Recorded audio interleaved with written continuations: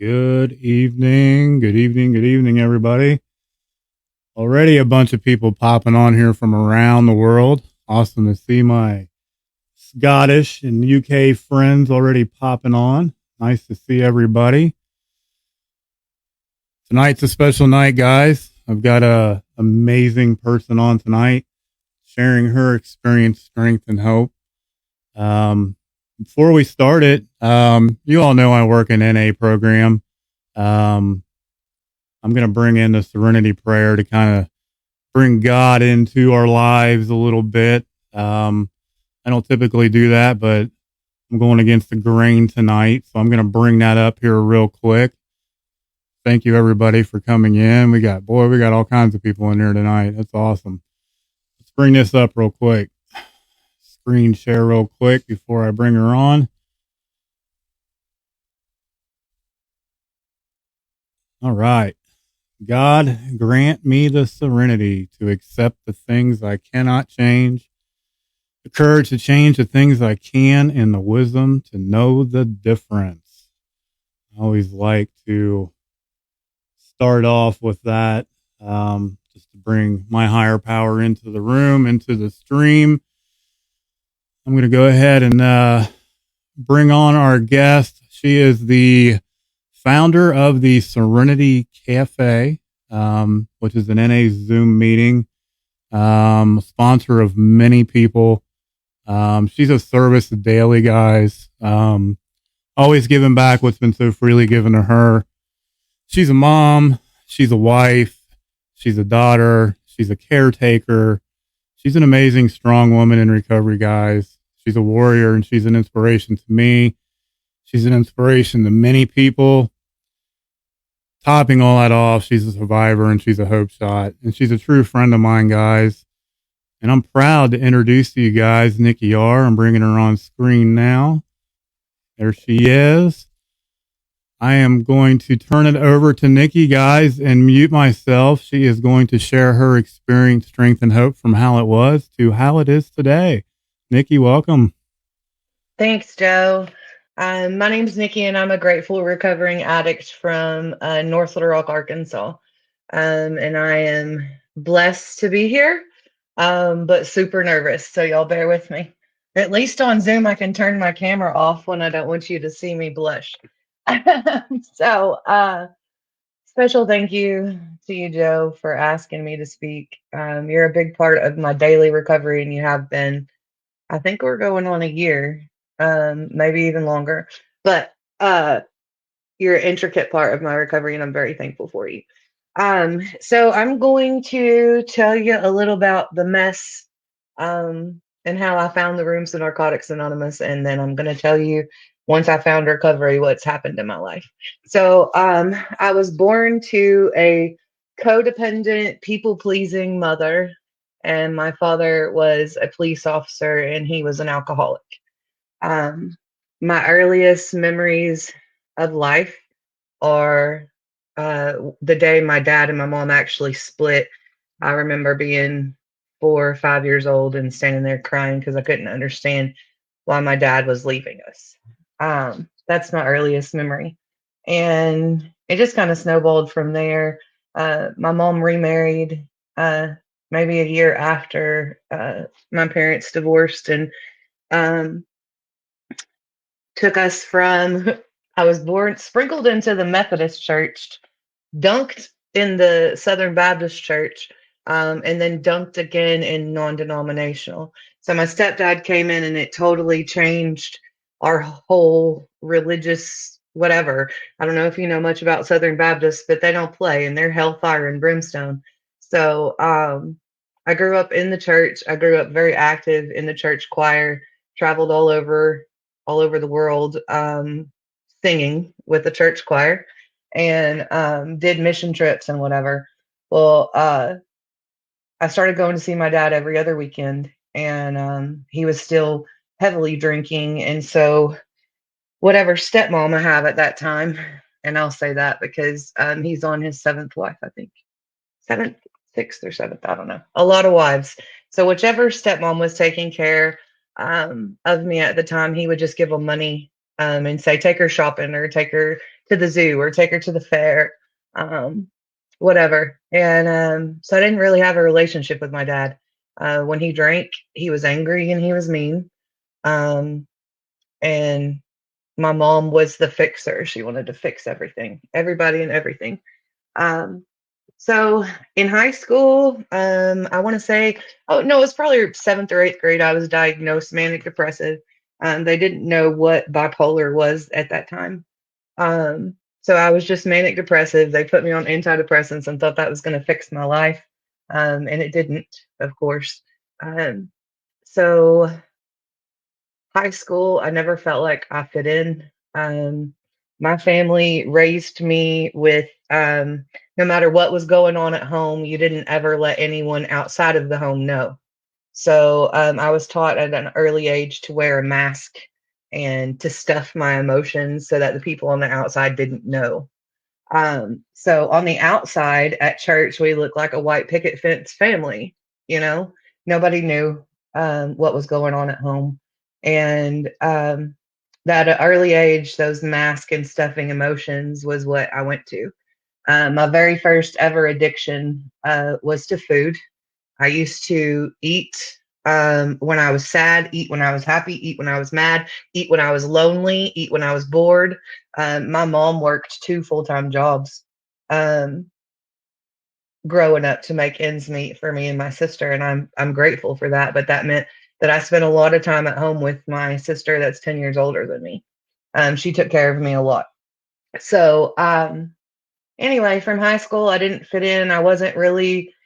Um, I wasn't a skater. I wasn't um, a jock. I wasn't a cheerleader. I did, you know what I mean? Like I didn't ever really feel like I fit anywhere. Now I was a chameleon. I was a chameleon and I could fit in wherever I was by changing myself to be how the people were around me, you know? Um, I lost my mind at 16 and thought I was going to run away and get married to a 19-year-old, 20-year-old man. My parents grounded me, yeah, yeah, yeah. I ended up dating him until my senior year in high school. Moved into my own apartment. My parents paid my rent and gave me like a grocery allowance. And all I had to do was go to college full time and work part time. And I had it made. They were paying for my books. They were paying for everything. And I started smoking pot. That's the first drug that I ever tried. And I used it because I was actually mad at my mother for telling me I was acting like my father. I remember the very first day that I ever picked up because that was the biggest insult at that time for me would be to tell me that. Now, my father and I have reconciled and I've made amends and we have a healthy relationship and he's been sober for several years now. Um, but anyway, so I don't even remember where I was now. I completely lost my train of thought. So I moved out of my house. They put me in the apartment. That's where I was. They put me in the apartment and it quickly turned into the party house. I went from smoking to ecstasy um, to any prescription pill you put in my hand. I was an equal opportunity junkie. My drug of choice was more. Um, when I was 19, I was introduced to cocaine and I really, really liked it. And here I'll tell you this part first. So when I found cocaine and I really really liked it, I don't half-ass anything. So I immediately started dating the guy that sold the cocaine, so that I could constantly have a flow of the drugs that I wanted. And I had a girl that was living with me that was paying me rent with ecstasy.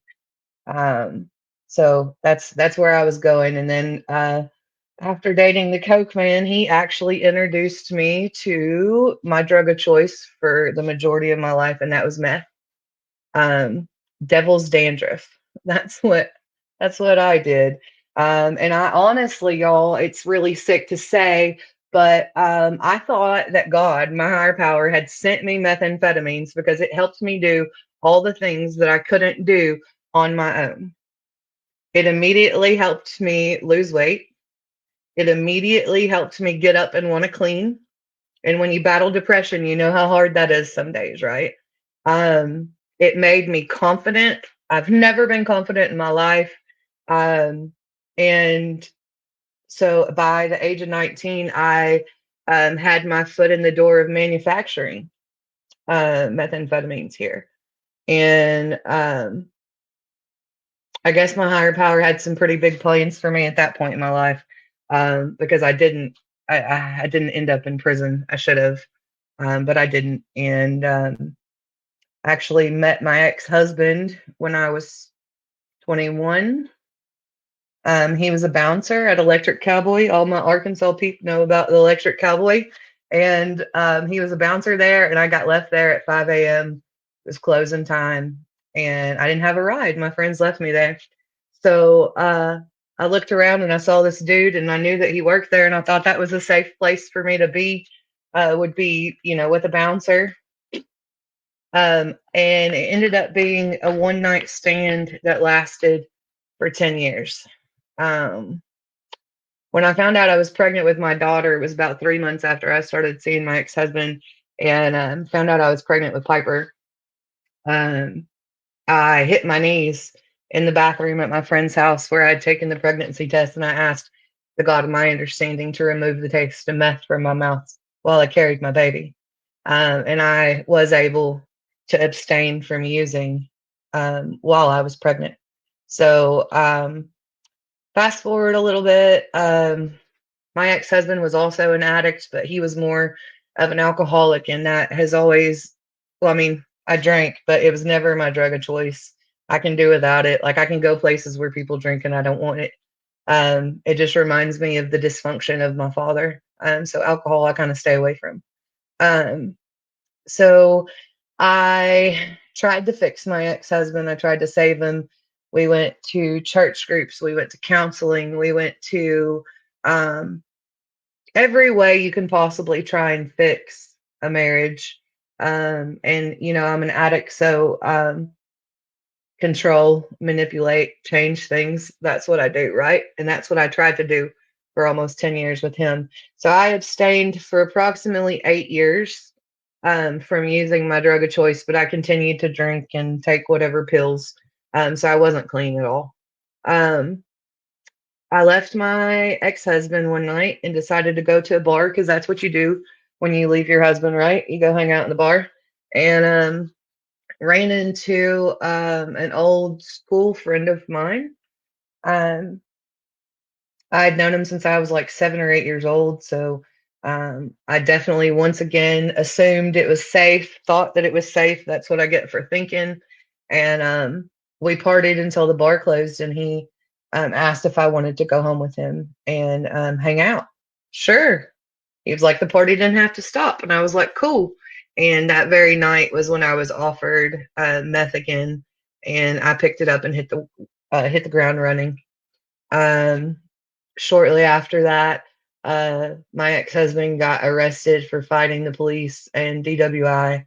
He almost hit a state trooper on the access road and got a DWI. So Piper moved back in with me, and I was using. Eventually, I moved with Piper to Saline County, and that's when I figured out that I could sell to support my habit. So I started being a drug dealer. Never in a million years did I ever think that would be my occupation, but it was. Um, so I started selling, and because I had money, all kinds of money, all kinds of fancy things. My baby had the coolest toys, the coolest shoes, the coolest clothes. My house was always clean. I got up and cooked breakfast every morning and ironed the laundry. Um, I did everything, and so I thought nobody would know. I thought nobody would know that I was a drug dealer, right? Okay. And if you've ever done meth, you know the sketchy people that come along with it. So I really thought I was Martha Stewart and Betty Crocker because my house looked nice and I could cook really good, but I was all strung out, all strung out. So I continued to use and sell more to the point where I could go weeks without selling anything and still have drugs on hand to use because we were keeping so much weight in the house.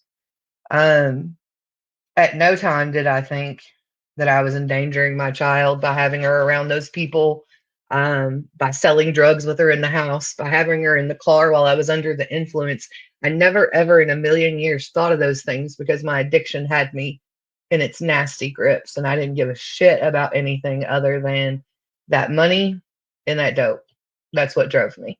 So I have mental health issues anyway.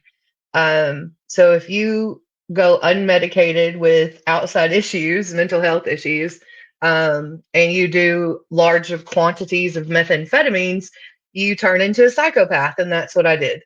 Eventually, no sleeping, no eating, just being crazy and doing enough drugs in one day to kill three grown men, and that was my daily intake. So, my one some dude that wanted to sleep with me actually messaged my mother on Facebook and said, "Hey, did you know that your daughter is a dope dealer and she's high on meth?" And my family didn't have a clue. They thought that when I was talking nonstop and couldn't concentrate, that I was manic, that it was part of my bipolar. So my family was oblivious because I am the only addict on my mother's side of the family. So yeah, they didn't know until then. And about 2 weeks later, I believe it was December 17th of 2015, three Saline County sheriffs came and knocked on my door while we were putting up Christmas lights and told me that my family had filed emergency ex parte guardianship for my daughter, gave me a court date, and told me that I would have to send my child with them. And at that point in my life, I had so many drugs in my house that if I would have fought them and told them, no, you're not taking her or whatever, I would probably be in the penitentiary right now instead of sitting here talking to y'all. Um, so I willingly went in there and got all of her clothes. Oh, I'm trying not to cry. I willingly went in there and got all of her clothes and had to go tell her to get in the car with my mom. Um, I had never physically felt heartbreak until that day. It was like they had ripped the heart right out of my chest. I didn't stop though, not then. It was about 3 weeks later.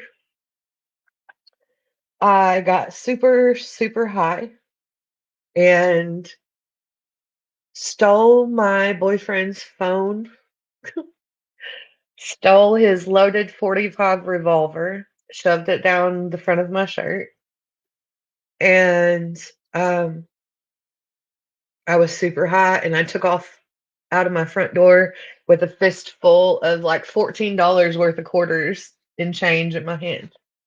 And I took out the front door and I didn't know where the hell I was going, but I wasn't staying there. I actually got in my front yard and called 911 because I thought I was going to have a heart attack. Um, and when they answered, I told them never mind and I hung up. For the record, don't call the cops on yourself. Just saying, it was the dumbest idea ever. But I guess in hindsight, it saved me. So I took off out the door, called 911, hung up on him. It's a little town here in Arkansas called Bryant. Took off walking. There was snow on the ground. I called my mom. I said, Mom, I'm either going to jail tonight or I'm going to die tonight. And my mom said, I hope you go to jail. And she hung up on me. So I was walking in the snow wearing yoga pants and flip flops and a tank top. And I'm taking his cell phone apart because I think he's the police and didn't want him to have any records of me. So I was taking the cell phone apart and I got spotlighted by the chief of Bryant Police. And he spotlighted me and he said, "Hey, stop walking." And I said, "Well, what are you going to do if I don't stop walking? Are you going to shoot me?" And he said, "No, I'm going to tase you." Um, so he tased me. He hit me in the back of both thighs. The first hit knocked me to the ground. He hit me 3 more times. Uh, I just remember being on the ground, flopping around like a fish out of water, and all I could hear was quarters hitting the asphalt, plink, plink, plink, plink, plink, all around me. And then they get me up and they handcuff me and they get me on the back of the cop car and they see that I have a loaded weapon, I have a loaded gun in my bra. Um, yeah. So I then got that night I got 7 misdemeanor charges. I'd never been in trouble in my life, ever for any reason. I caught disorderly conduct, fleeing, resisting arrest, public intox, and possession of a firearm. Um, that was the last day I got high. I went to jail. They released me the next morning. I, of course, hadn't slept. They let me out and of jail, and I started trying to get a hold of my family here in North Little Rock, to my mom, to my papa, to anybody that I could get to answer the phone to come get me and take me to rehab. Um, an abusive guy that I was with wouldn't let me use my phone to call my mom, and eventually he called her on speakerphone, and she drove in the snow and picked me up walking on the side of the road in Saline County. Um, and she brought me back home to North Little Rock. Um, the I didn't have my insurance information because I never went to the doctor in active addiction, but I had free health insurance through the state of Arkansas. So by the time my mom got me back to her house, and I didn't have anything, she picked me up off the side of the road. All my clothes were at the dope man's house, and I didn't want to go back there right now. Excuse me. So she brought me home. She was trying to find my insurance information, got me approved for inpatient rehab, um, but it took like 4 days for all that to get straightened out. So I get to rehab, have my bags packed, ready to go into residential, and I took a drug test, and the only thing I failed for was marijuana. So they wouldn't accept me. Insurance wouldn't cover rehab because I didn't get high that day. And I told my mom, I was like, "Mom, I'll give you this address. You drop me off. I'll get super, super high, and then you come back and get me." And she was like, "Oh, hell no. I've been praying for years to get you back under my roof, and I'm not about to let you go get high." So, yeah, I got into outpatient IOP here locally. I went 3 days a week. They drug tested me twice a day.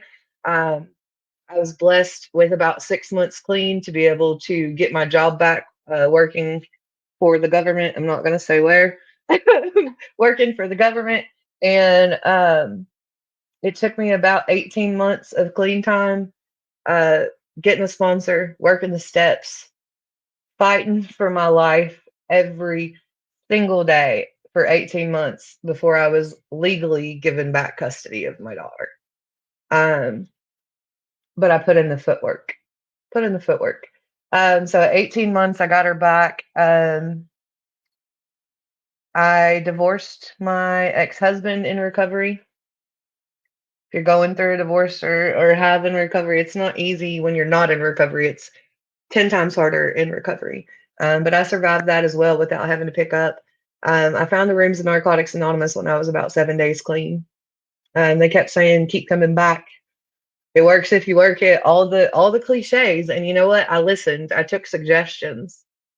I listened to people that had their children back, that had jobs, that had cars, that had homes. I listened to those people share, And then when I asked for advice and they gave me suggestions, I took those suggestions, which was hard because that's not in my nature. I'm hard headed and I don't want anybody to tell me what to do. But I knew when I found the rooms in Narcotics Anonymous that I was a broken shell of a person. I was spiritually bankrupt. I had zero hope in anything. I honestly, at the end of my rope, the last day that I used, I sat in the bathtub for 6.5 hours with a loaded 45 and almost took my own life. My higher power or something said, I'm not done with you yet. And I got out of that bathtub. And that next day is when I got clean. Um, so my higher power had bigger plans because if I wasn't going to die from overdose, I was going to take myself out. I have to remind myself of that every day. I have to remember the pain. Kind of glad that I still teared up talking about Piper, losing Piper, because I have to remember that pain. I have to remember where I came from. And this isn't, recovery isn't just a game for me. I'm not here for a social event. Do I love all the people in all the rooms that I'm in? Absolutely. But I'm not there. I'm not there for them. I'm there because I know that if I pick up again, that I'm going to die. Period. If it's not at my own hands, I will die of an overdose. And you know what? I decided on January 20th of 2016 that I didn't want to die. Narcotics Anonymous has taught me a new way to live. I have a family of women and men that are fierce and they love me unconditionally. They love me on my good days, but they love me even more on my bad days. They love me when I'm unlovable, when I don't even love myself. The rooms in Narcotics Anonymous, the 12 steps, I do my best to live those steps. Those steps are what saved me. So if you're new right now and you can hear the sound of my voice or anytime after this video is played, there is hope. I found it in the rooms in Narcotics Anonymous. And I found out that I didn't have a drug problem. I had a Nikki problem. Nikki got me high. Nikki made really poor decisions, you know? And when I found the new way of life in the rooms of Narcotics Anonymous, and I started living this program to the best of my ability and applying spiritual principles in all my affairs, my life has changed. I have been restored, y'all. I regained custody of my daughter. I financed my first car in 2020. I'm working on my credit. I've been gainfully employed for a total of 6 years. Uh, there is hope. My relationship with my family has been restored. My relationship with my daughter has been restored. Everything that active addiction took from me has been restored through the rooms of Narcotics Anonymous and because I got clean and put in the footwork. You don't stay clean by osmosis, guys. I know lots of cool, clean people, but I don't stay clean by hanging out with clean people. I stay clean by living this program and applying it to every single one of my affairs, you know? So I don't know. I feel like I rambled, but hopefully that was, yeah, there you go. I don't know what else to say. Your story is amazing. Every time I hear it, it's a little bit different, and I catch a little bit more that I didn't know about you, which is awesome about when you give your story and you share your experience, strength, and hope. Because when you started talking about the food addiction, that was my first drug of choice. Um, and feeling like a chameleon, like you could be a chameleon, in your younger days and an outcast, but yet still fit in some way. Like that was Hmm. totally me. Like I felt like I was an outcast, especially through high school and my younger years. And then when I started really gaining weight and that, man, people suck. People say some hateful things, Yes. especially when you're heavier. You know what I mean? And you started talking about when you started feeling like Superwoman, Superman. It took away that anxiety and that fear and that depression. Um, Man, I remember when I used, I could do anything. Hmm. Um, and I just totally relate to all that. It was that big confidence booster for me. Um, and I wrote down rehab. because you started talking about rehab and then wanting you to get high before you came in to go to an intensive outpatient program. I struggle with that daily, especially in my job now. And it's true. And I think it's absolutely ridiculous. Um, why in the world a treatment center would require someone that's clean and sober and is doing well for themselves to be high before they go in when they're reaching out and asking for help is beyond me. Um, Yep. but thank God the intensive outpatients there, and available. Um, the people that are out there sick and suffering. Well, Um, Joe, I have to talk about the Serenity Cafe, just so you know. Um, fired off. Go for it. about 6 months ago, almost 6 months ago, um, a guy that's listening right now actually um, suggested that I open a Zoom meeting, NA meeting. And I didn't want to, and I gave him pushback and told him that I didn't want to, I don't want that, da da da. Um, and he kept pushing, and finally, Sid, my man, Sid is the one that actually pushed me to open the NA Serenity Cafe.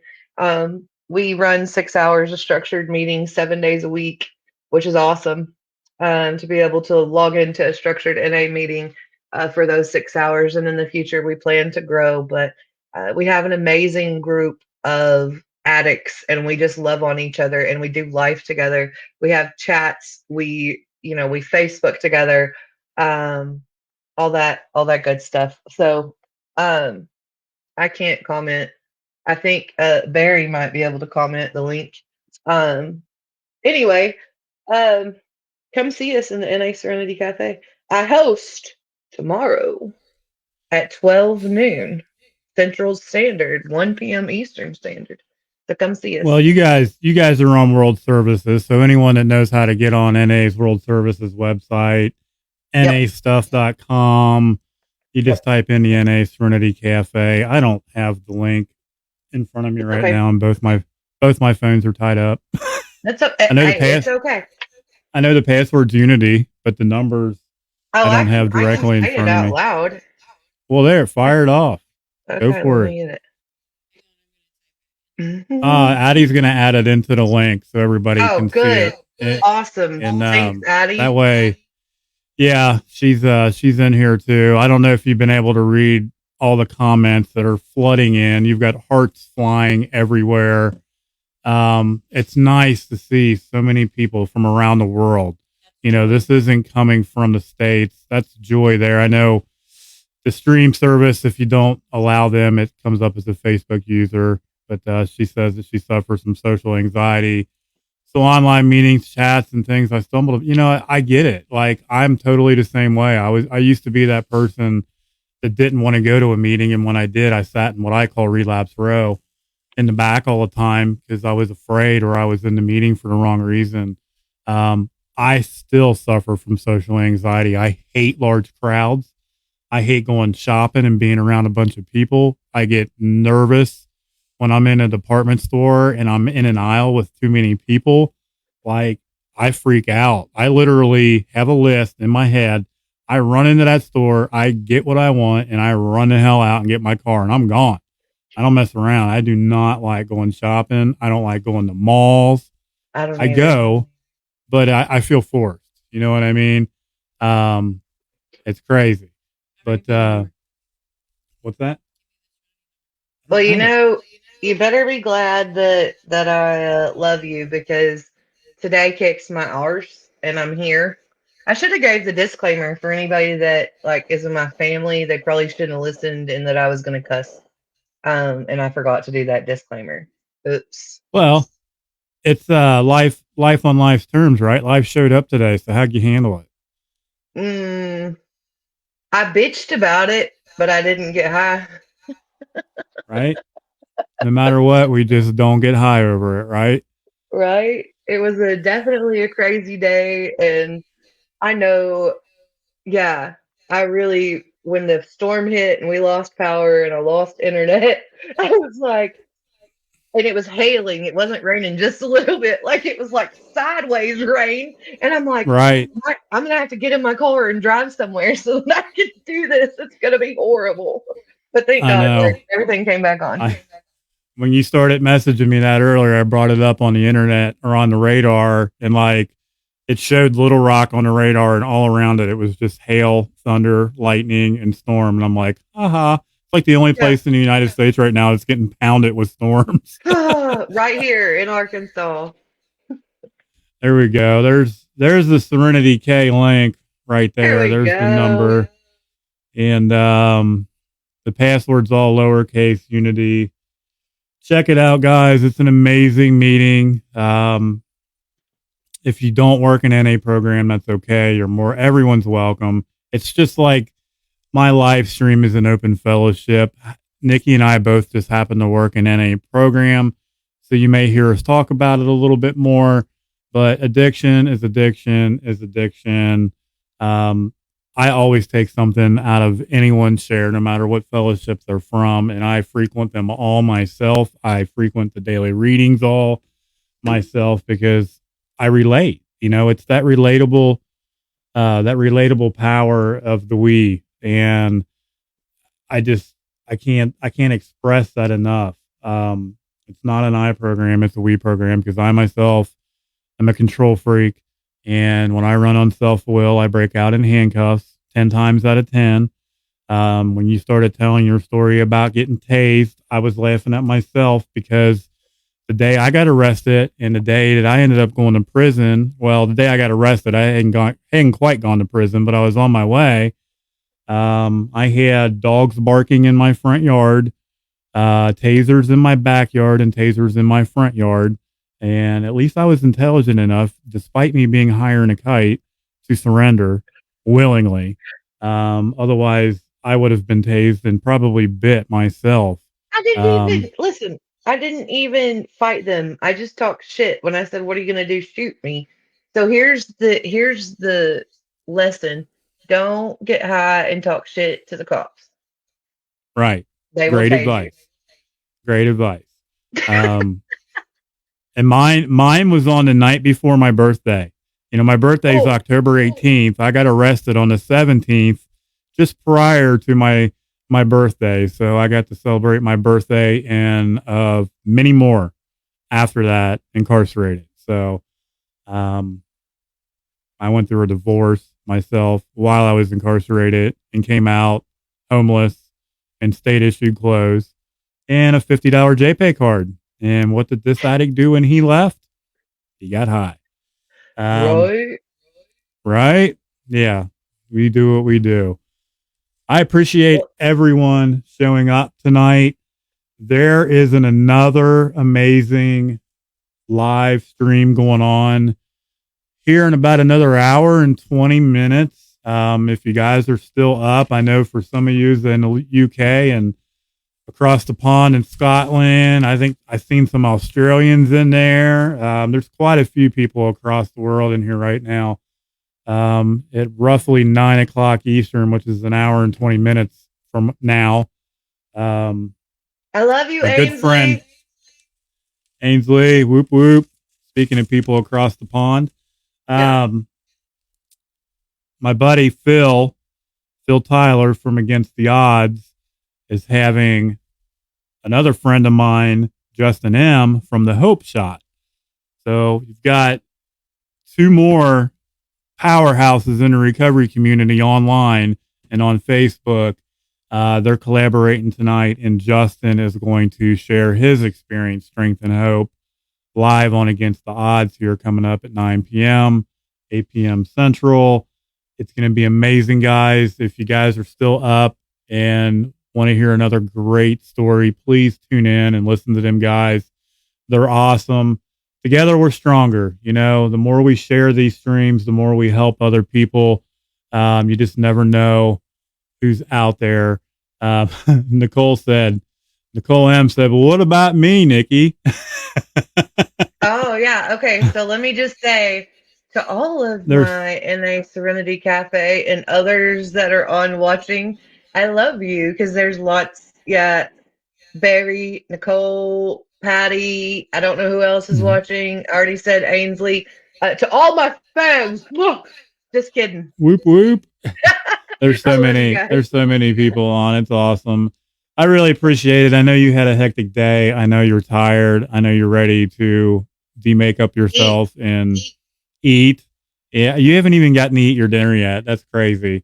It's in the Well, it's in the kitchen. you're a huge inspiration, and you know I love you, and I thank you so much for doing this. Um, yeah, I just had one of those brain farts that just happen Well, from we'll time to chat time. again someday. We can come up with some topics and hang out. Yeah, for sure. We can do this again. We can all come on here. I can bring some people on from the cafe. I can have up, I think, to 10 That'd be people on awesome. here at one time. So it would be really cool. I've got another live stream on Monday at 9:30 p.m. It's going to be a little later because the gentleman that's coming on, Kevin, is in Mountain Time and he works. So he's a couple hours behind me, but we are going to go live and Kevin is going to share his experience, strength, and hope. It's going to be a fun night, guys. I want to thank each and every one of you guys for tuning in. Please share the stream. Like I said, you never know who's out there that needs to hear it. Uh, say a prayer for those that are out there still sick and suffering and the ones that don't have a choice in the matter, guys. We all have a choice today, and no matter what, please do not pick up. Nikki, thank you once again, and I will catch you guys later on. Thank you.